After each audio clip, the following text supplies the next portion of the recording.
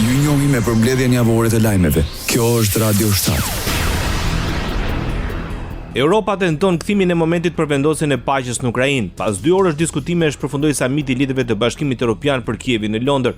Udhëheqësit evropian po përballin moment unik për sigurinë e Europës, ta kryeministri britanik Keir Starmer në hapjen e samitit në Lancaster House, kurse presidentja e Komisionit Evropian Ursula von der Leyen u shpreh se duhet urgjentisht të riarmatosim me Europën dhe Komisioni do të propozojë një plan për këtë në Këshillin Evropian më 6 mars. Në fund të samitit Starmer lexoi dhe mendimet e marra ku bie në sy 4 pika themelore. Mes tyre, ndihma shtesë me 1.6 miliard pound nga Britania për Ukrainën, përveç kredis 2.2 miliard pound. Kjo ndihmë do të jepet për blerjen e 5.000 raketave të reja për mbrojtjen ajrore të Ukrainës nga agresioni rus. Do të dyfishojnë mbështetjen për Ukrainën, do të jepen edhe 1.6 miliard pound ndihmë ekonomike për blerjen e 5.000 raketave për mbrojtje ajrore. Do të këmbgulim që Ukraina të jetë në tryezë për çdo bisedim që do të bëhet. Ram dakord edhe që të rrisim presionin ekonomik ndaj Rusisë, ta kryeministri britanik. Komisionerja Ursula von der Leyen kërkon që Europa të riarmatosë dhe të përgatitet për më të keqen. Presidentja e Komisionit Evropian thos se ata patën një diskutim të mirë dhe të ndershëm për Ukrainën në një samit vendimtar në Londër. Ukraina ka nevojë për garanci gjithëpërfshirëse të sigurisë që mbështesin pozicionet e saj ekonomike dhe ushtarake, tha ajo. Presidentja thot se Europa duhet urgjentisht të riarmatosë dhe Komisioni do të propozojë një plan për ta bërë këtë në Këshillin Evropian më 6 mars. It is now of utmost importance to step up the defense investment for a prolonged period of time. It's for the security of the European Union, and we need in the geostrategic environment in which we live to prepare for the worst. And therefore stepping up the defenses. Tani është me rëndësi të madhe rritja e investimeve në mbrojtje për një afat më të gjatë. Kjo është për sigurinë e Bashkimit Evropian dhe ne duhet, në mjedisin gjeografisë në të cilin jetojmë, të përgatitemi për më të keqen dhe përjedhoj të forcojmë mbrojtjen, tha von der Leyen. Presidentja e Komisionit Evropian Ursula von der Leyen dha detajet e planit me 5 hapa për të financuar investime masive të mbrojtjes në Bashkimin Evropian. Von der Leyen planifikon të lejojë vendet e veçanta të Bashkimit Evropian që të përjashtojnë përkohësisht disa investime të mbrojtjes nga kufit e rrep të borxhit dhe deficitit të bllokut. Kjo do t'u lejojë shteteve anëtare një fleksibilitet më të madh fiskal që u nevojitet, do të jap atyre hapësirën për të investuar në mbrojtje menjëherë dhe në mënyrë thelbësore, tha ajo. Një fond i ri me 150 miliardë euro kredi do të përdoret për programe të përbashkëta nga prodhuesit evropian. Një pjesë e blerjeve duhet të jetë për përfitimin e Ukrainës, tha von der Leyen. Komisioni synon gjithashtu të thjeshtojë rregullat e BE-s në lidhje me investimet në mbrojtje. Historike i quajti samitin e Londrës kryeministri polak Donald Tusk vuri duke se ai u zhvillua në një kohë sfide të madhe për të gjithë Europën, jo vetëm për Bashkimin Evropian dhe Ukrainën. Tusk tha se nuk kishte dyshim se kush ishte agresori dhe kush ishte viktima, dhe se Europa kishte mbajtur qartë anën e dur, por ai konfirmoi se ka pasur diskutime për nevojën që vendet europiane të marrin më shumë përgjegjësi për financimin dhe mbrojtjen ushtarake. Ai kujtoi se Polonia jep kontributin më të madh financiar në NATO me një peshë prej 4.7% të prodhimit të brendshëm bruto, duke shprehur kënaqësinë që gjithnjë më shumë vende po kalojnë nga fjalët në investime konkrete. Kryeministri italiane Giorgia Meloni gjatë samitit në Londër me presidentin e Ukrainës Volodymyr Zelensky theksoi edhe një herë mbështetjen e Italisë për Ukrainën dhe vlerësimin dhe përkushtimin e popullit të saj. Siç raportojnë mediat, Meloni shprehur se së bashku me partnerët europian dhe perëndimorë si Shtetet e Bashkuara do të punojmë për të ndërtuar një paqe të drejtë dhe të qëndrueshme, e cila siguron një të ardhmen të sovranitetit, sigurisë dhe lirisë në Ukrainë. Presidenti i Ukrainës Volodymyr Zelensky vlerësoi takimin me kryeministrin e Italisë. Kam pasur një takim produktiv me presidentin e Këshillit të Ministrave të Italisë, Giorgia Meloni, për të zhvilluar një plan të përbashkët veprimi për të dhënë fund luftës me një paqe të drejtë dhe të qëndrueshme, tha presidenti i Ukrainës në një postim në rrjetet sociale, duke shtuar se Putin është interesuar për vazhdimin dhe rikthimin e shpejtë të luftës. Lideri i Ukrainës shtoi se është e rëndësishme ruajtja e unitetit rreth Ukrainës dhe forcimi i pozicionit të vendit në bashkëpunim me aleatët, vendet e Europës dhe Shtetet e Bashkuara. Ukraina ka nevojë për paqe të mbështetur nga garancitë forta sigurie. Jemi mirënjohës Italisë për mbështetjen dhe bashkëpunimin e saj të vazhdueshëm për të sjellë paqen në Ukrainë, tha Zelensky.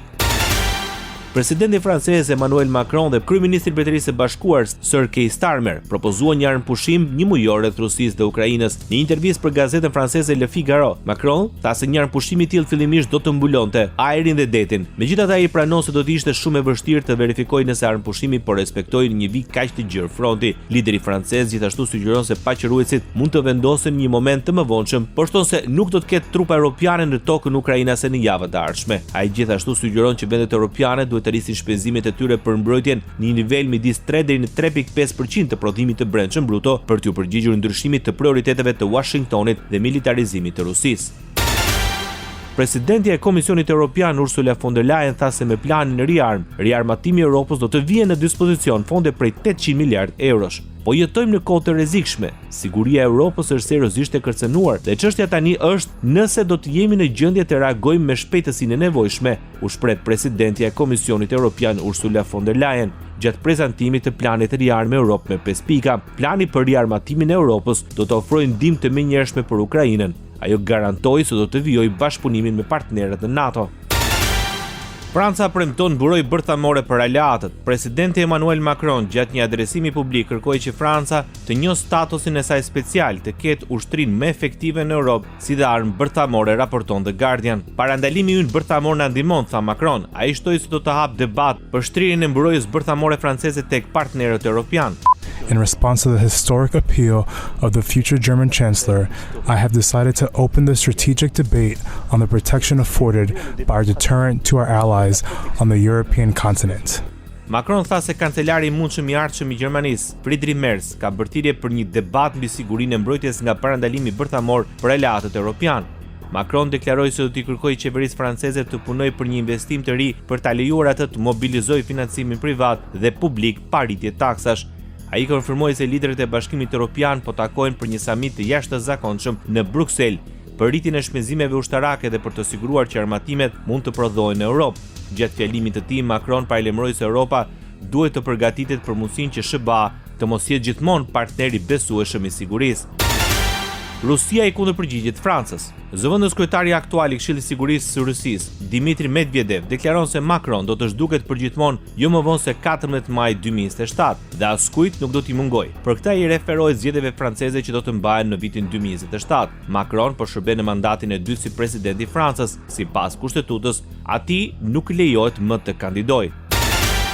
Presidenti i Shteteve të Bashkuara të Amerikës Donald Trump ka pezulluar të gjitha ndihmat ushtarake për Ukrainën duke përshkallëzuar më tepër plasjen me presidentin Volodymyr Zelensky. Në të njëjtën kohë ka shpallur vendosjen e tarifave doganore për 25% për Kanadan dhe Meksikën, ndërsa nga 2 prilli do të hyjë në fuqi tarifa mbi mallrat e reja pa specifikuar cilat vende do të preken. E vetmja gjurmë deri tani është një postim në platformën e tij sociale Truth, ku Trump përmend produktet bujqësore duke bërë të qartë se siç ishte parashikuar tarifa do të prekin edhe Europën, përfshir Italinë. Tarifat doganore dhe Ukraina duket se janë dy shtyllat ofensivës së Trump dhe Europës. Lajmi për pezullimin e ndihmave ushtarake u publikua fillimisht nga Bloomberg gjatë natës në Europë dhe më pas u konfirmua zyrtarisht. Trump ka vendosur të ndalojë furnizimin me armë për Ukrainën derisa të shqyrtojë nëse ato po kontribuojnë në një zgjidhje që do të thotë derisa Zelensky të jetë i gatshëm të negociojë me Vladimir Putinin.